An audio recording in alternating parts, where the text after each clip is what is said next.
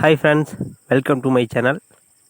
இன்றைக்கி நம்ம என்ன பார்க்க போகிறோம்னாக்கா, ஒரு 20 ஆடு, ஒரு 5 கறவை மாடுகள், அது போக பார்த்திங்கன்னா ஒரு 50 கோழிகள், நாட்டுக்கோழிகள் இந்த மாதிரி வளர்க்குறது மூலிமா நம்ம மாதத்தில் வந்து பார்த்திங்கன்னா ஒரு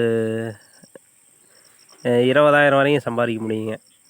ஆவரேஜாக பார்த்தா 20,000 சம்பாதிக்கலாம். அது வந்து தொடர்ச்சியாக நமக்கு வருமானம் வந்துக்கிட்டு இருக்காது.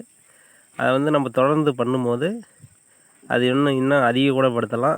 இப்போதைக்கு ஆவரேஜாக பார்த்திங்கன்னா நம்ம ஒரு நாளைக்கு ஒரு 10 லிட்ரு பால் ஊற்றுறோம்.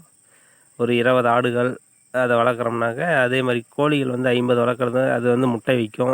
அதையும் நம்ம சேல்ஸ் பண்ணிக்கலாம்.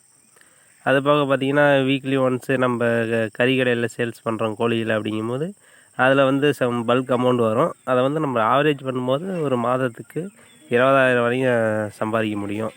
ஆனால் இதுக்கு எல்லாத்துக்கும் பார்த்திங்கன்னா நமக்கு வந்து ஒரு இட வசதி வந்து ஒரு ஏக்கர்லேருந்து 2 ஏக்கர் வரையும் இட வசதி இருக்கணும். அதுக்கு வந்து தொடர்ச்சியான தண்ணி இருக்கணும். அது போக நம்ம வந்து அது எல்லாமே பார்த்திங்கன்னா மாடு, ஆடு இதுக்கு மட்டுமே தீவனங்கள் வந்து பராமரிச்சிட்ருக்கணுங்க.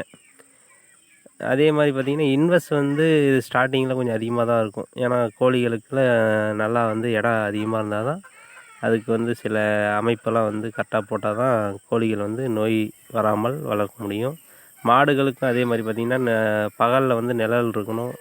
நைட் டைமில் மழைகள் பெஞ்சால் அது வந்து நினையாத அளவுக்கு வந்து நம்ம ஷெட்டு போட்டிருக்கணும். ஆடுக்கும் பார்த்திங்கன்னா அதே மாதிரி தான்.